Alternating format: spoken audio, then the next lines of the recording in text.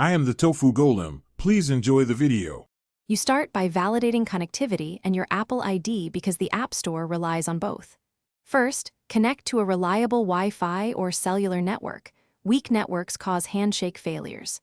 Next, open Settings and sign out of your Apple ID under App Store, then sign back in to refresh credentials. Make sure date and time are set to automatic. Incorrect time breaks SSL and prevents secure connections. Once done, try loading the App Store to see if content appears. Once basic checks pass, perform deeper network resets to clear cached errors. Restart both the iPhone and the router. This resolves many transient routing problems. If that fails, reset network settings.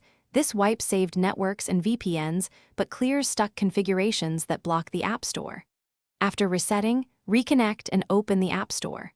Also make sure your iPhone runs the latest iOS. System updates fix bugs in the store client and networking stack. If apps still won't, now focus on cache and account validation before a restore.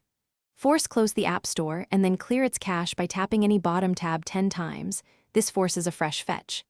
Check screen time or restrictions that might block App Store access and turn them off if active. If you still see errors, sign out of Apple ID, reboot, sign back in, and test. As a final step, contact Apple support or restore your iPhone from backup. That resolves persistent software corruption. Thanks for watching. Consider subscribing if we helped you today.